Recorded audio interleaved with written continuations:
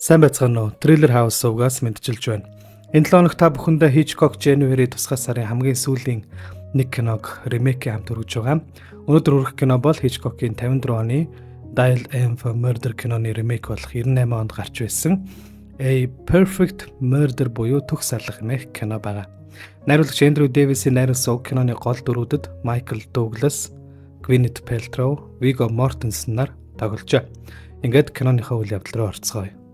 Киноны үйл явдал 1990-ад оны сүүл үеийн Нью-Йорк хотод өрнөх бөгөөд Баян айлын охин болох Эмили хэмээх бүсгүй Дэвид Шоу хэмээх зураач залуутай түүний урланд цагийг хамтдаа өнгөрүүлж байгаагаар кино эхэлнэ.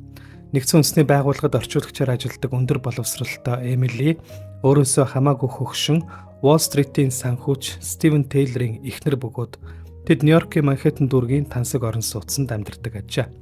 Гэвч хамтын амьдралдаа сэтгэл дундуур байх болсон Эмили ийхүү нөхрөө араар нь тавьж зураач залуутай уулзах болсноос гадна Стивенийг орхиж түүнээс салах бодолтой байдаг. Стивен Эмили хоёр нэгэн үжлэгт очих үеэрээ Дэвидтэй таарч Стивен Дэвид хоёр танилцсаж түүний урланг үзэж сонирхохоор тохиролцдог. Удалгүй Стивен Дэвидийн урланг сонирхъя хэмээн холбогдоод түүнтэй нэг газар уулзахаар болцож Дэвидийг ирэх үед баарны ширээнээс баахан захиа унгаж Дэвидээр ахуулаад уншиж байсан сонирхохоо голд хийлгүүлэн Дэвидийг даган урланд нь очдог. Стивен Дэвидтэй уулзах үеэрээ эхнэртэй нь уулздаг талаар мэдээ зогсохгүй мөн Дэвидийн талаар гүнзгий судалж мэдснээ түүнд ярина. Дэвид Шоу гэдэг нь түүний хуурамч нэр бөгөөд тэр залуу баян эмэгтэйчүүдийг өрхтөн эд хөрөнгийг нь луурддаг. Өмнө нь шоронд ял эдэлж байсан Winston Lagrange хэмээх этгээд байдаг. Стивен түүнийг буцаагаад шоронд нь амархан илгээж чадна хэмээн сүрдүүлэн хэлж ойлгуулад түүний хооронд Дэвидэд хагас сая доллараар эхнэр Эмилигээ хөнөөлгөх санал тавьж түүгээр зөвшөөрүүлэх болно. Улмаар нарийн ширээнээ удахгүй ярилцахаар тохирч тэдний урлангаас гарч ирээд Дэвид Эмили хоёрын уулзаж учирч байгаа гэрэл зургуудыг хуурамч сүрдүүлгийн захидлын хамтаар Дэвидийн хурууны хийтэй дугтуунт хийгээд өөрийнхөө гэрт хаяглан шуудангийн хайрцагт хийдэг. Маргааш нь эхнэрээ ажилдаа явсан хойгуур Стивен Дэвидтэй гэртээ уулзаж гэрийн арын хаалганы түлхүүрийг нуух газрыг зааж өгч тэр хаалгаар орж ирж нуугдаад намайг гэрлүүгээ залгаж эхнэр утсан авах үед түүнийг хороогоод орон байрны хулгаан үеэр гарсан санаандгүй хүн амны хэрэг шиг харагдуулаад гарч явахдаа түлхүүрээ анх авсан байранд нь үлдээгээд яваарай гэж зааварчлан Дэвидэд урьдчилгаа болох 100,000 $100 бэлнээр төлөөд үлдсэнийг нь бүх зүйл дууссаны дараа өгөхөөр тохиролцдог. Ингээд төлөвсөн өдрөө Стивен эхнэрээ цайныхаа цагаар Дэвидтэй уулзах гээд ажилласаа гараад явж байхад нь замаас нь авч явж өдрийн хоолнд оруулчихад оройн Эмили гэртээ ирсний дараа найзуудтайгаа покер тоглохоор явахдаа эхнэрийнхээ түлхүүрийг түлхүүрний хоосорноос нь суглан авч жижиг төмөр хайрцагтхийн арын хаалганы гаднах парны доор нууж үлдээгээд машиндаа сун гаражаас гараад явах үед үүдэнд нь хүлээж байсан баг өмссөн Дэвид зөрөн орж нуусан түлхүүрийг ашиглан тэднийд орж нуугддаг.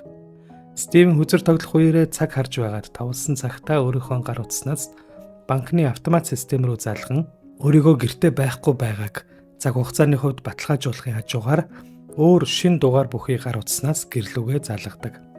Усанд орж байсан Эмили утас дуурахыг сонсч уснаас гарч ирэн утсаа автал араас нь алуурчин гарч ирэн Эмилийг багалзуурдан хороохыг завдагч амт тэмцсэн бүсгүй угаалт оронд байсан шарсан махны температур хэмжигч үзүүртэй төмрийг багтаа алуурчны хүзүүнд зоон түүнийг хороодог.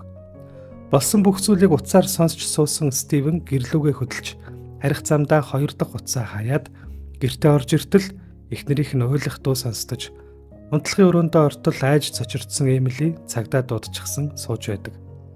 Стивен ч цаг алдалгүй шүүгэнээсээ халив гарган ирж арын хаалганыхаа цоожийг эвдээд цогцсонд бариулаад цогцсноос түлхүүрээ аваад Эмилигийн түлхүүрийн осорт буцааж хийхдээ зэрэгцсэн цагдаа нар хаалгыг нь тогшин орж ирэх болно.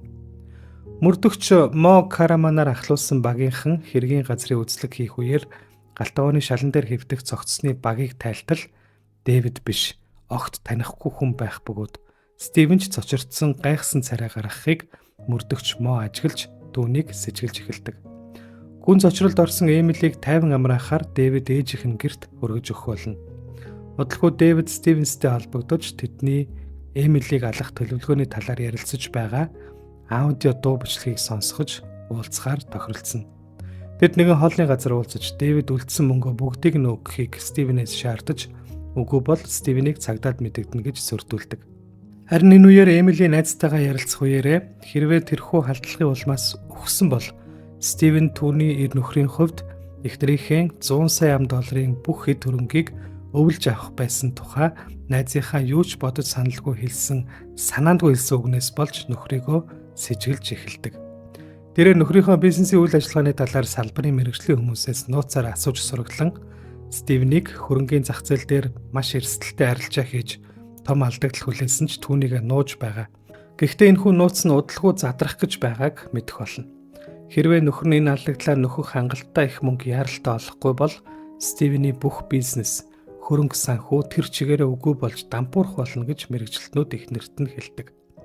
Ингээд нөхрийнхөө их мөнгөний асуудалд орсон энэ нь эхнэрээ алуулах сэтэл шалтгаан болох боломжтойг ойлгож улам сэжиглэх болсон Эмили мөрдөгч Мото очиж уулзсан түүний хөнөөх гэж байгаа далуулсан хүний тухай мэдээлэл авах үедээ тэрхүү хүний гэрийн хаягийг цээжилж аваад хаягаар нь явж очиод өөрийнхөө түлхүүрийг хийж үзтэл яг таардаг.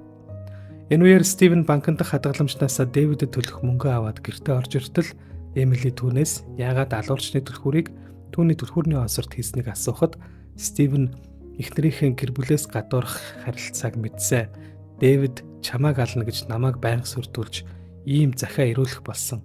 Би гэр бүлийнхээ бас чиний нэр хүндийг авч үлдэхийн тулд хэнд ч мэдэгдэлгүй чимээгүй байдлаар түүнд мөнгө төлөх болсон. Тэгээд галтгоонд үхсэн цогц хэвдэж байгааг хараад би түүнийг Дэвид гэж бодоод чамаага хүү амны үйлцэн хэрэгт буруутгахаас хамгаалах зорилгоор түлхүүрийг авч чиний осорт хийсэн хэмээн хэлж Дэвид ч найхтар ловөрчин гэмт хэрэгтэн шоронгийн хадаас байсан байна лээ гэж хэлэн тайлгаруулад хоёулаа энэ бүхнийг гэр бүлийнхээ төлөө ингэж чимээгүй намжаах хэрэгтэй. Цагдаад энэ талаар хэлэх шаардлага байхгүй хэмээн Эмилиг тайлгаруулад өнөөх мөнгө аваад гараад явна. Тэгээд Стивен Дэвидтэй цэцэрлэгт хүрээлэнд уулзаж тортой мөнгө өгчөө. Дэвид ч мөнгө аваад Нью-Йоркоос галт тэргээр явхаар нэг хүний купенд ортол нойлынхын өрөөнөөс борооны цувтаа Дэвид гарч ирэн түүнийг утгалж мөнгө болон их нэртэй холбогдох бусад бүх хэд зүйлсийг аваад гараад явдаг. Дэвид өгөхөөс өмнө өнөөх аудио бичлэгийнхээ 1% Эмили рүү шуудангаар илгээсэн гэдгээ хэлдэг. Стивен гэртээ яаран орж иртэл эхнэр нь шуудангаа задлаагүй байгааг олж хараад баярлан мөнгө, буу, хуурцгийг бүгдийг нь өрөөнийхөө сейфэнд хийж нууж байтал эхнэр нь орж ирэх бөгөөд тэрээр эхнэртэй усанд орчхоод гараад ирээ. Тэгээд хамтдаа оройн хоол гарч идэ гэж хэлдэг. Стивенийг уснаас гарч иртэл Эмили өөрийнхөө түлхүүрийг одоо болтол олж чадахгүй байгаа болохоор хоёулаа гэрийнхээ цоожийг солиё гэж хэлээд гаднаас хоол аваад ирэх хэмээн гарах бол Стивен гэрийнхээ арын хаалгаар гарч анх эхнэрийнхээ түлхүүрийг нуусан газраас түлхүүрийг нь аваад орж иртэл түүнийг нууцаар ажиглаж байсан эхнэр нь гарч ирэн бүгдийг олж мэдсэн гэдгээ хэлж Сефнес нь бичлэгийг олж сонссноо гаргаж ирж харуулад бүх зүйл дууссан гэд гараад явах гэтэл Стивен түүнийг зогсоож тэд тэмцэлдэх бөгөөд Стивен түүнд чи өгөж байж л энэ бүхэн дуусах болно гэж хэлтэл Эмили Сефнес нь авсан буугаар түүнийг удаа дараа буудан хороох болно. Киноны төгсгөлд бичлэгийг сонссон мөрдөгч Мо Караман Эмилиг тайлгаруулж өөрийгөө буруутгах хэрэггүй. Түүнд өөрийгөө хамгаалахаас өөр арга байгаагүй гэдгийг хэлснээр кино өндөрлөнө. Киноны талаарх зарим сонирхолтой баримтуудыг дурдъя. Уг киноны зураг авалт 1997 оны 10 дугаар сарын 14-нд Нью-Йорк хотноо эхэлж ихэнх хэсгийн зургийг Манхэттен дүүрэгт авч улмаар 3 сарын турш үргэлжилсэн зураг авалт 1998 оны 1-р сарын 13-нд дуусч байжээ. Киноны эхнэр нөхрийн дүрийг бүтээсэн жүжигчин Майкл Дуглас, Gwyneth Paltrow нар 28 насны зөрүүтэй ажээ. Түүнчлэн эхнэр Эмилигийн дүрд анх Английн жүжигчин загвар өмсөгч Elizabeth Hurley тоглохоор яригдж байсан байна. Энэ киноны туршид эхнэр Эмилигийн дүрийн барьдаг цүнх нь Hermes брендийн Kelly загварын цүнх бөгөөд уг цүнхийг Alfred Hitchcock-ийн их кино болох Dial M for Murder киноны гол дүр тоглосон жүжигчин Grace Kelly-гийн нэрээр нэрлсэн түүхтэй ба уг кинонд жүжигчин Grace Kelly-д амааш буюу хүндэтгэл үзүүлэх зорилгоор Эмилигийн дүр Kelly загварын цүнхийг барьдаг байна. Уг кино нэлээд өндөр буюу $60 сая өртгөөр бүтсэн ч төсвөө нэг дахин нугалсан буюу $128 сая нийт орлогыг олж байжээ. Жүжигчин Viggo Mortensen Alfred Hitchcock-ийн 2 киноны ремейк дүр бүтээж Тэдгээр ремейкүүд нь хоёулаа 1998 онд гарч байснараа онцлогтой. Мөн энэхүү кинон дээр гардаг Дэвидийн урландах ихэнх уран зураг дүрслэх урлагийн бүтээлүүдийг жүжигчин Вигго Мортенсен өөрөө туурвсан байдаг ажээ. Энэхүү киноны төгсгөлийн арай өөр хувилбар байдаг ба уг хувилбарыг киноны Blu-ray диск 2012 онд худалдаанд гарах үеэр багтаан оруулж үзэгчдийн хүртэл болгож байсан юм а. Тэрхүү хувилбарт Стивенийг нуусан түлхүүрээ олох үед Эмили түүнийг үүдний өрөөнд биш галтгооны өрөөнд барьж Стивен их нэртэй огт хүч хэрэглэдэггүйч түүнээс салах цорын ганц арга бол үхэх юм гэж хэлэх үед Эмили түүнийг буудаж Стивен үхэхээсээ өмнө чи хүн алчхаад ингээд зүгээр өнгөрнө гэж хизээж байхгүй гэж хэлдэг бол Эмили албаар өөрийгөө гэмтээж аргагүй хамгаалалт болгон цагдаа нарт харагдуулдаг ажээ. Энэхүү та бүхэндээ Альфред Хичкокийн тусгай сард хүрэхээр төлөвлөж төлөвлөгөөнөөсөө хоцорч нөхөж явсаар бэлдсэн бүх 8 киногоо хүргэлээ. Баярлсан талархсан битгий шантраараа хэмээн урмын үг харилсан комментуудаар дэмжлэг үзүүлж байсан та бүхэнд баярлалаа. Таамагдшгүй төгсгөлтөө эдрэтэ зочроосон үйл явдал бүхий саспенс триллер төрөл жанрын эцэг ноён оргил гээгддэг Британий алдарт найруулагч Альфред Хичкокийг үзэгч та бүхэндээ багахан ч гэсэн танилцуулж түүний хамгийн алдартай уран бүтээлүүдээс сорчлон хүргэж үзэгч олонныхоо мэдлэгт багчгсан хөв нэмэр оруулж чадсан болов уу гэж бодож байна. Хичкок уран бүтээлийн замналынхаа туршид 50 гаруй кино найруулсан байдаг. Манай сувгаар цаашдаа түүний уран бүтээлүүдээс мөн ганц нэгээр нь та бүхэндээ хүргэсээр болно. Харин энэ 2 дугаар сарын сэдэв маань эх 7 хоногоос эхэлж нийт 4 кино хүргэх болно. Тэгэхээр эх 7 хоногоос бүгдээрээ огтоор арга барилгын маягтай нэгэн найруулагчийн бүтээлүүдтэй танилцах болно. Тэр болтол subscribe дараагүй нь subscribe дарж аль хэдийн манай сувгийг дагдаг болсон үзэгчд маань бидэнд Хичкокийн тусгай сарын талаар сэтгэлдээ үлдээгээрэй. Эх 7 хоногт уулзлаа. Түр баяртай.